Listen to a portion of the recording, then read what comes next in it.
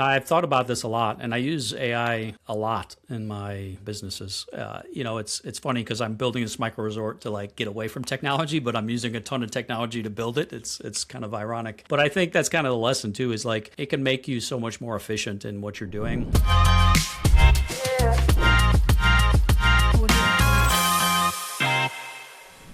What's up, everybody? Welcome back to another episode of the STR Investing Podcast. I'm one of your hosts, Mark Lumpkin, and like we do almost every Friday, we bring you a cool guest speaker that does something in the short-term rental space, that has a unique lens and does things a little bit differently and has some experiences and some stories to tell.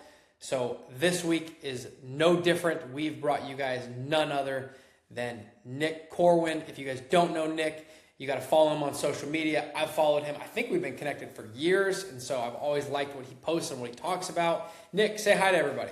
Yeah, Mark, I love being here, man. I'm glad to be on the show. I've definitely listened to a few episodes along the way with you guys, and yeah, we've been connected for a while. You share some great info, and I love your posts about different things you find out in the field, and it's the properties you guys turn over are pretty amazing too. So I'm glad to be here and talk shop. Yeah, I appreciate that. So tell us a little bit about yourself. Just kind of dive into like who you are, what you do day to day, how you got into the short-term rental space. It'd be good for us to have a little background. And what I think is really cool about you is that you're not a property manager. This is not your main hustle. You don't spend every day doing short-term rentals.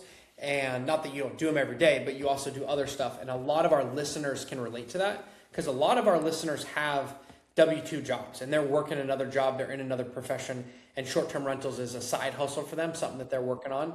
And so I think that your message will really resonate with everyone listening in. So yeah, man, it'd be good to hear what you do and what you've been up to. Yeah, for sure. So yeah, I still have a W-2. I'm in the AI space, and I work in the autonomous vehicle division for GM, formerly Cruise, doing robo-taxi work and development, and now we're doing personal autonomous vehicles. So I am knee-deep into AI all the time on the frontier of things, so it's pretty exciting, pretty fun. Never thought I'd end up here, honestly. I'm an engineer by background, mechanical engineer, so cut my teeth on the manufacturing floor for 10, 15 years. Before finding my way into tech, and started about 5 years ago investing in real estate. Started off with long-term rentals, bought my first 2 condos during the pandemic, and it was good. I made money on them, but it just wasn't fulfilling. I wanted to invest to have some fun, but also build financial independence.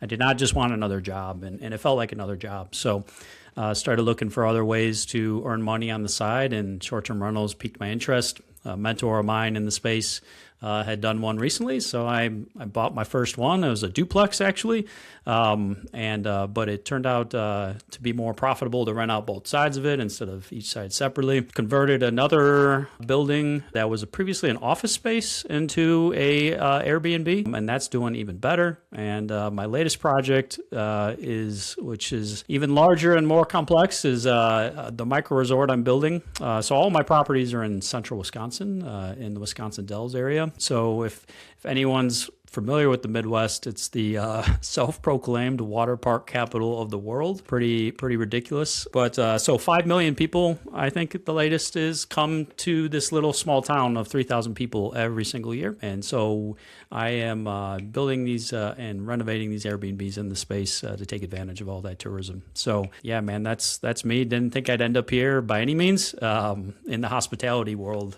when I was studying engineering back in school. So it's been a fun journey. Funny how I don't think anybody ever goes to school or grows up thinking, oh, I'm going to be in the hospitality or I'm going to run Airbnb. But we found our way into it. So that's really interesting. I got to circle back on some stuff you said. I have several questions based upon everything you just said. The first one was more fun than anything and me being curious.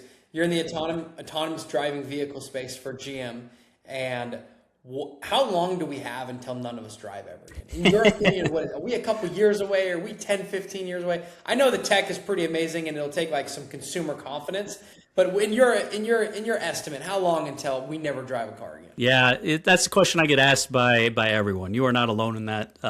It's the logical question. Like all things, it depends a lot. I think you down in Florida, you have a decent chance because the weather's always good down there. So inclement weather, even just a little bit of rain can really mess up these AVs, and the industry struggles in driving in that, especially as you get into winter weather up north where I'm at in the Chicago and Wisconsin area. So, it might be 10 plus years before you start seeing it broadly, but they do have plenty of robo taxis out in LA, San Francisco, Phoenix that are driving by themselves with Waymo and whatnot. So Austin, so we're closer than we think, but still a little farther away for some though. What a cool space to be in, man. That's really, really cool. So then diving into like your experience in short-term rentals, I do want to talk about the Dells because I don't think a lot of people know about the Wisconsin Dells. And so would you tell us just a little bit about it? Like I've seen pictures, I know there's crazy water parks, but tell us why that's a tourist attraction for people across the country. Yeah, man, it's a hot spot in the middle of nowhere, honestly. It's a couple hours away from Chicago and Milwaukee, central, right in the middle of Wisconsin. They have these massive, mostly indoor, but there's some outdoor water parks. And there's sizes of like stadiums, like a basketball stadium. And these water parks are not just for kids. Of course, they draw a lot of families, but they're fun for adults too. They're that big and that kind of exciting. And there's a ton of stuff to do around there. The Wisconsin River runs right through town. There's it's the driftless region of Wisconsin. It's called. It's tons of nature and cliffs and hiking. A lot of tourist traps to do, which are always fun to do once. So yeah, 5 million people, like I mentioned, come there every year. The Dells, it's not well known outside of these couple states that border Wisconsin, but these water parks are billion-dollar businesses, man, with a B. It's pretty crazy. So it draws a lot of people in. And the Dells, from what I've seen, in my opinion, of course I'm biased, but it's a really good market to invest in for Airbnbs. And it actually hit one of AirDNA's like top 25 list a couple years back of like good value to invest in. So kind of the off the beaten path. So yeah, it's a fun market. I love that, man. Are you guys local? Do you guys live up there in that area? Yeah, I live in the Chicagoland area, so I'm about an hour outside of the city here, and then it's another 2 hours north of me before I get to the Dells. So I'm kind of managing these remotely. Okay, cool. So you definitely invested your first couple of properties a little ways away from where you live, but not super far away. You're not 3,000 miles away. You're a couple hours away. Was that strategic? Was that because you wanted to be close to your property? Was that just because you thought that was a great market to invest in? What was the reason behind buying something just a few hours away? Yeah, I self-managed my condos and I wanted to self-manage my short-term rentals. And so for me, my buy box I was looking for was something ideally 3 hours less a drive away. So if I needed to, I could do a day trip. Not that 6 hours round trip is easy, but that was kind of my radius I was looking for. So as I was looking at different markets from Chicago, I did not want to invest in Chicago, that's for sure. But as I was looking outside of Chicago, that 2 to 3 hour radius, settled in on the Dells, kind of hit all my markers I was looking for. Cool, man. Did you find yourself when you first started, did you find yourself visiting those properties often, or were you able to do most, if not all of this completely remotely? Because you found yourself in like a unique position, right? You're not 3 minutes away where you can just get there and fix a problem in quickly, but you're also not so far away that you couldn't just jump up there on a Saturday afternoon and fix a problem. So it's an interesting place to be in. Did you find out that you spent a lot of time doing it, or were you able to really build systems and processes to manage completely remotely? Yeah, so, better than anyone, setting up an Airbnb for the first time requires a ton of work. But as we launch these, I find that I have taken a lot of my operations and engineering knowledge from the workforce, and I've applied that to systems and processes here with the STRs I own. So I got kind of like my own little playbook I have now at this point, and just to keep applying it to the new properties. So I find that when things are stable after the renovation or after the launch or any big change, it's every 4 to 6 weeks come up and drop off supplies and check on the property, do some maintenance. And with the micro resort I'm building, I'm up there constantly at this point, trying to get that launched and work with my GC up there. But yeah, it's every month or two is kind of a normal cadence for these operations. The property's already in operation. I mean, dude, if you can make a car drive itself, you can certainly automate your cleaning and your check-in for a short-term rental, right?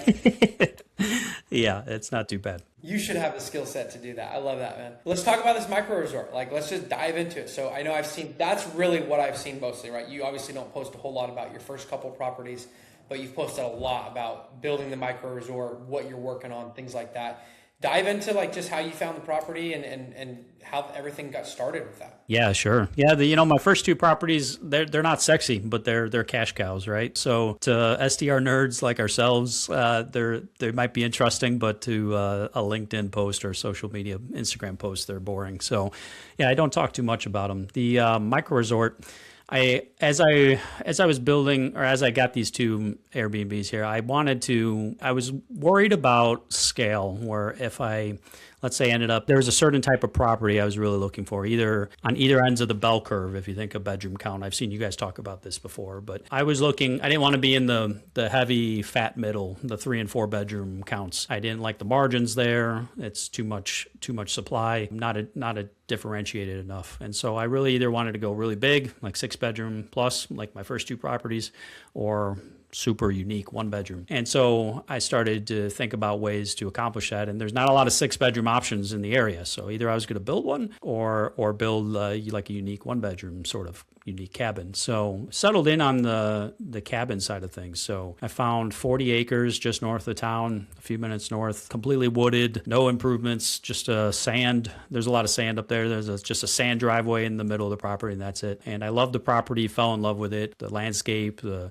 different areas of the property. And I wanted to build 3 cabins, and that's what I'm doing now. 2 bedrooms and 1 bedroom, but super unique, high-end luxury. And the thing we've focused on the whole time with this is making it a super, like there's luxury is like almost a cliche word at this point. But my definition of luxury is I've designed the entire experience from like driving the first tire on the gravel to staying in the bed.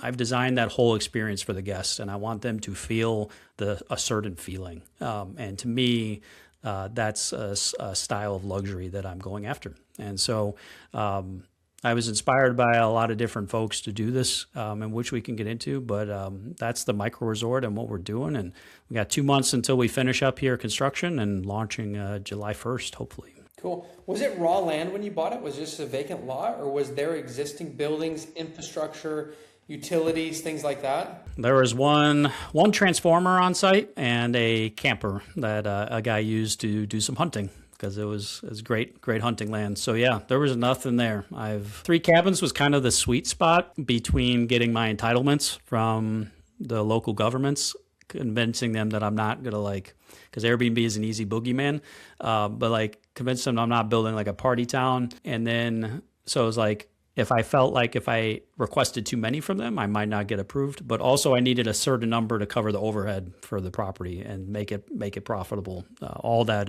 infrastructure and built out there. So you went for 3. Is that the end goal? When you're all said and done, what does this place look like? I guess that'd be good for us to see. Like, you started with basically nothing, just raw dirt and a gravel driveway or a sand driveway. And when you're all said and done, you launch. What's the final product going to be to the market? Yeah, it'll have 3 cabins here in July as I launch. So the 2 bedrooms and the 1 bedroom, and they're each a few hundred feet, 1,000 feet apart. So a lot of privacy between the 2. We built a pond on site. We have trails, yoga platforms, of course, saunas, hot tubs. Private for each of the cabins. So a lot of things to do on site and relax. You can go into the dells if you want and hit up the tourist areas or the bars or restaurants, but then you can really relax and recharge and get out of the chaos of life and really get your wellness back in check at our property. Yeah, that's really, really cool, man. Good for you guys. So what are you doing on the amenities front? I know you built a couple of cabins. Obviously, I'm the amenities guy, but I'd love to know, are you launching with any amenities? Are you planning on adding any in the future? What's the final vision for this property look like? Yeah, so I mentioned a few of them there before. So each cabin will have its own really nice, beautiful decks. And so if you wanted to do yoga out in the morning, you can, or sip your cup of coffee. They'll have personal saunas and wood-fired hot tubs at each cabin. And then the site-wide wise, we built a 0.6 acre pond to be able to walk around. I've developed a few miles of trails. We'll have different sitting areas and relaxation areas out there. So really about getting out in nature as much as we can. I'd love to eventually I don't know if we'll have it at launch, but getting some like pedal boards for the pond and like bikes for the trails. And then we're building a nice deck around by the pond so you can either enjoy it, relax there, or do some more yoga or working out as well. Cool. So are you guys planning on self-managing the micro resort as well? Is that going to be something that's in your purview that you're going to set up and automate? Yep. Yeah, that's the plan. So I do have like a property manager up there that I've networked with and starting to kind of build a relationship with. But at this point, I was just talking to my wife the other day about this. I want to launch it under our management, see how things go. I kind of have the philosophy that especially for these novel things, that we just need to get 80-85% like really, really not like dialed in. And the rest, the 15-20%, our guests will tell us and will allow us to kind of needle in and get the rest of it really, truly optimized. And so that's going to happen over the 6 months following our launch. And let us knock all that stuff out and get things stabilized and then decide if we want to pass this off to other management or not. Cool. So then let's rewind. Where was the inspiration from this? Because you bought a couple of relatively normal short-term rentals, nothing crazy, just normal duplexes, and you called them cash cows. You're doing well with them. These properties are doing really, really well.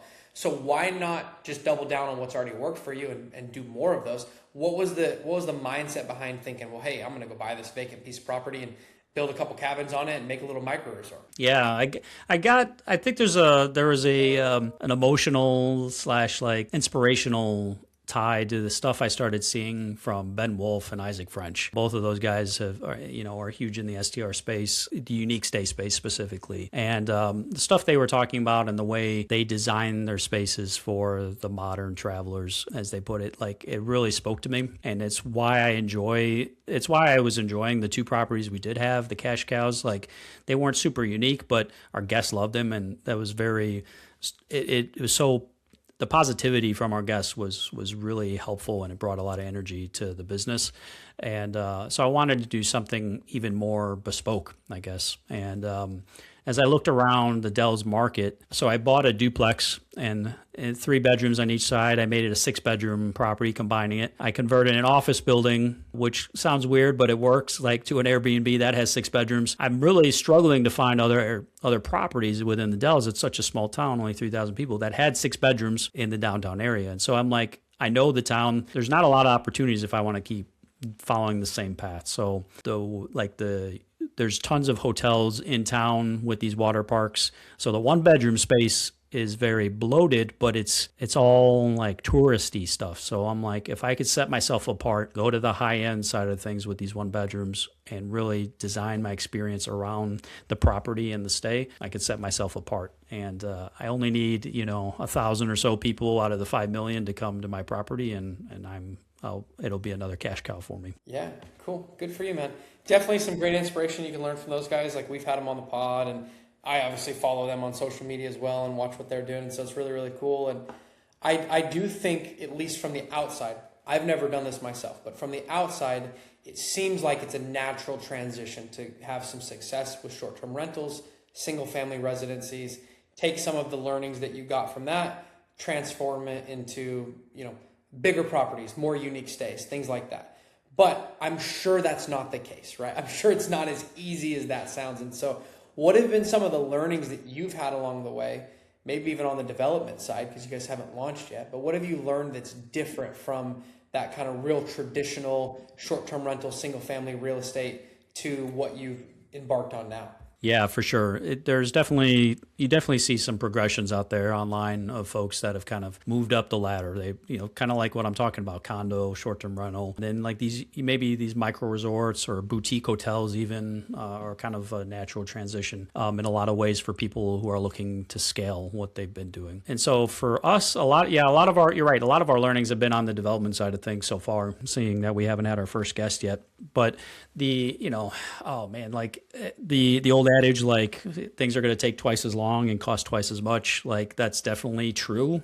And like I always would like scoff at that when I heard it, but it's like that is hit in so many ways. There's so many intricacies of especially when you're dealing with a large property and multiple cabins on the same property. There's a lot of intricacies about local laws and state laws and like the Department of Natural Resources and how all these tie in together. And one of the biggest things I've learned, and this can be applied to anything in business, but it's like there's only one person that cares about your money, and that's you. Like, so, you can have really great contractors, you can have really great design partners, so on and so forth. But ultimately, at the end of the day, like the buck stops literally with you and that's it. And so when there's ambiguity, when there's kind of this like, well, is this the DNR? Is this the county? Is this the state? Whatever. It's on you. And as the developer, ultimately, the general partner, however you want to call it. So I think that's the biggest thing I've learned is that no matter how strong a partners you have, you better have your together too, because you're going to be the one to kind of really make that decision at the end of the day. And so there's a ton of like micro learnings I've learned that if I was doing the same exact project again, I could apply. But I think that broad learning is the biggest thing I've learned is being more proactive with some of the issues that come up, knowing that it's probably going to fall on you at the end of the day. That's some of the big things I've learned. Yeah, basically the buck stops with you. Yep. You're yep. Yeah, exactly. I love that. Do you feel like it's a bigger risk, bigger reward type situation when you look at it and you put your time and energy into it, that you're at the end of the day, the returns will be better than if you just went and bought another short-term rental? Yes, that's the goal. So as I'm looking at constantly updating my pro forma, as costs come in for construction, cash on cash return, my smaller or like my 6-bedroom property, it's not necessarily smaller in terms of bedroom count, but it costs less than this micro resort. The cash on cash return will be stronger with those properties. It's less, I didn't have to develop 40 acres. So, but when you're looking at total returns, yeah, this has the potential to definitely change our business in a large way if we do it well. So that's the goal.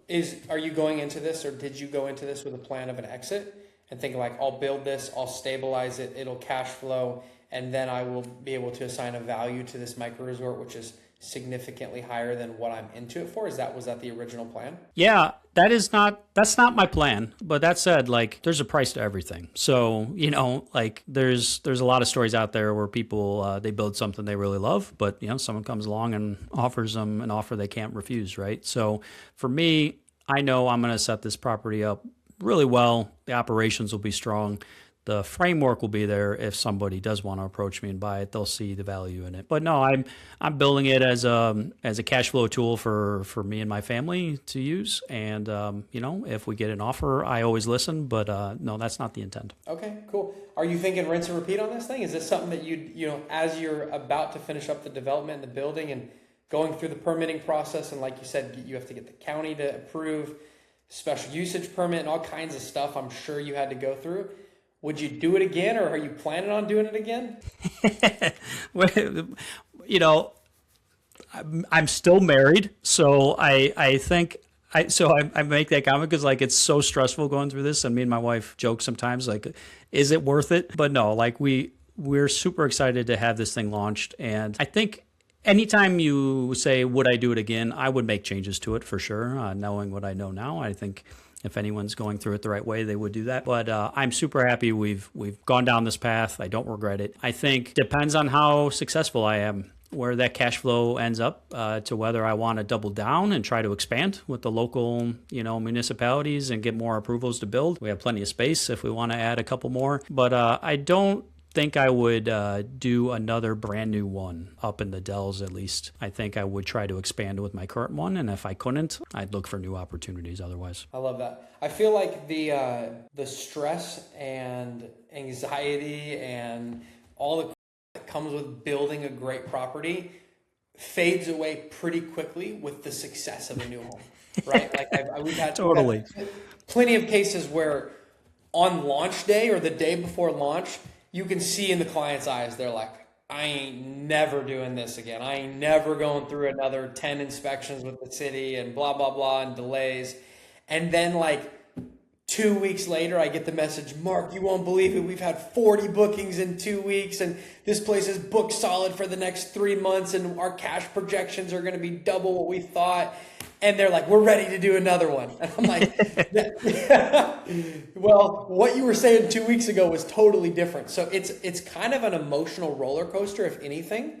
And I'm glad that near the end of the journey for you, it's not like, hell no, I'll never do that again. That's a great sign, right? That's a great sign. Yeah, for sure, man.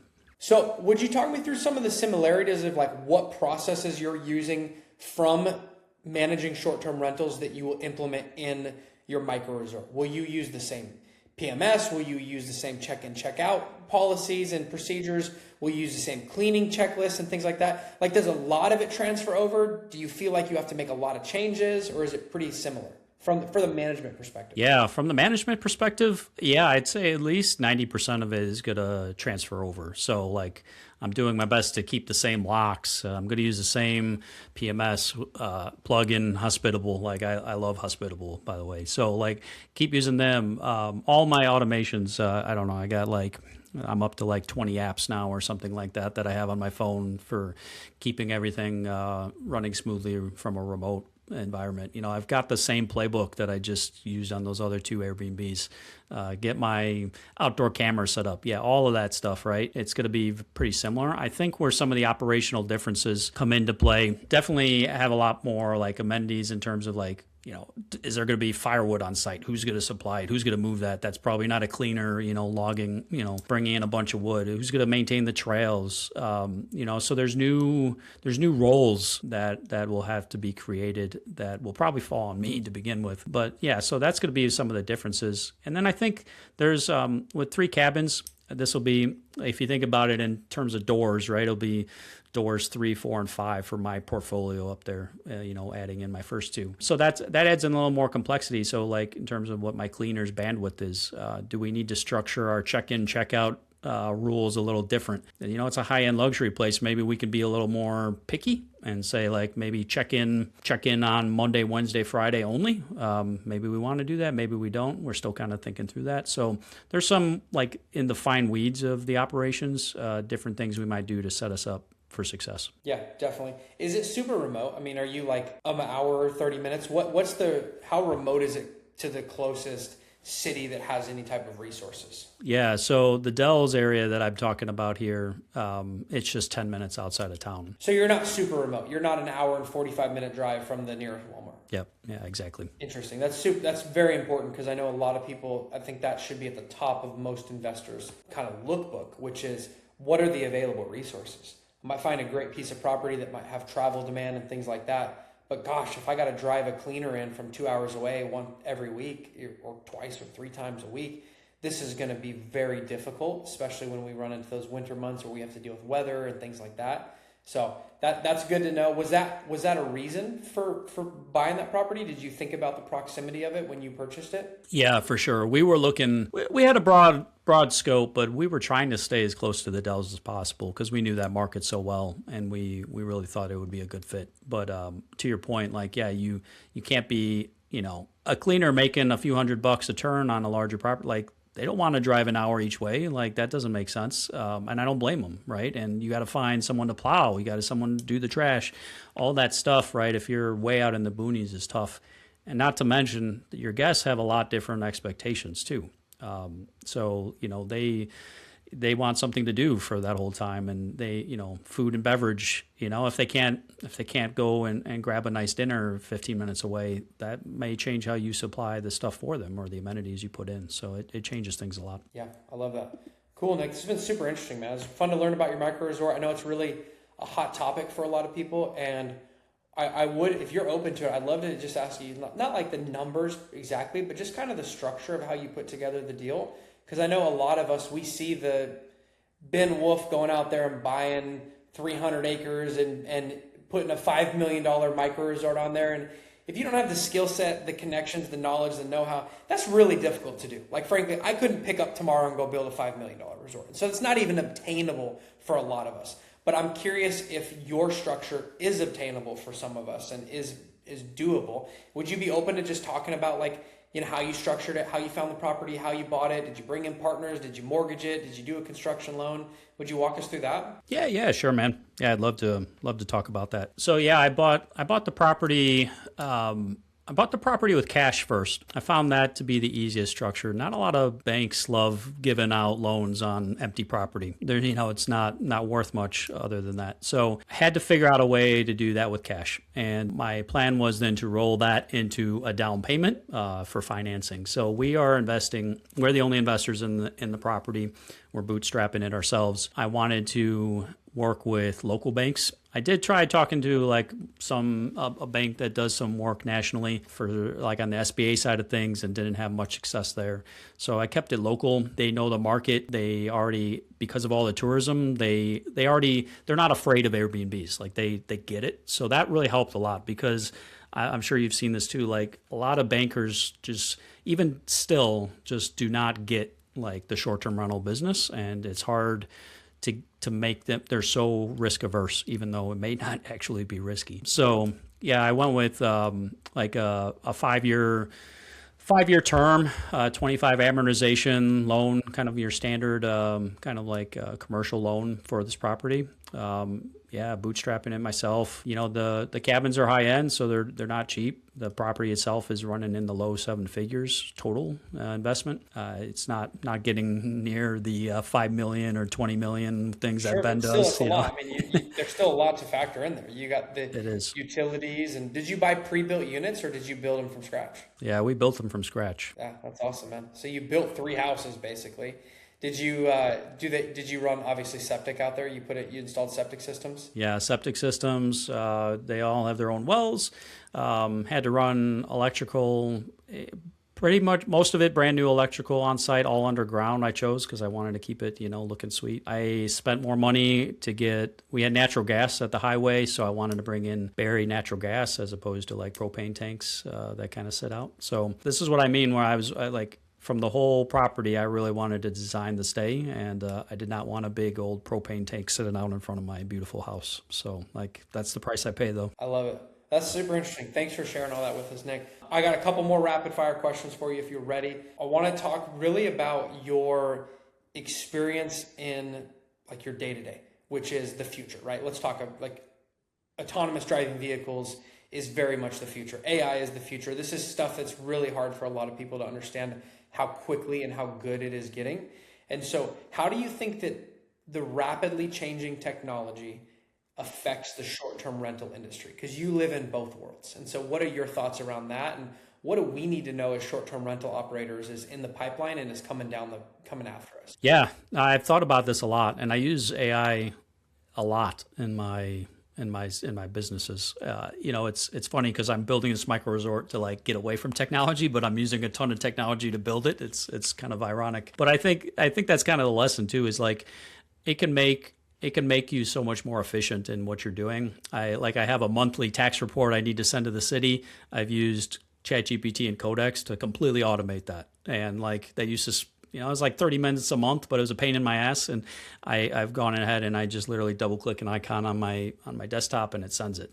So those are the sort of things I think where AI is awesome for small owners like myself. I think also it's interesting because it's going to continue to disrupt like service providers. So like I built my own direct booking engine for the micro resort. That's something that would have cost $10,000-$15,000 to do a nice high-end one, and I did it all myself over a weekend. And it's not like I am not one of those people that like, I typed in a prompt to Claude and got what I wanted on the first shot. No, it took a ton of work, but it was doable for a non-coder like me. So I think where AI, just like any edge in any business, it's like the more people that like the quicker you can adopt it and use it in your business, the stronger you will be as an operator. And it's not to say that you can't be successful without that, but it'll just make things easier. It's like a lot of tools in the STR space right now, in my opinion. Yeah, it's awesome, man. I think it's definitely going to be one of those things that, at least for the next couple of years,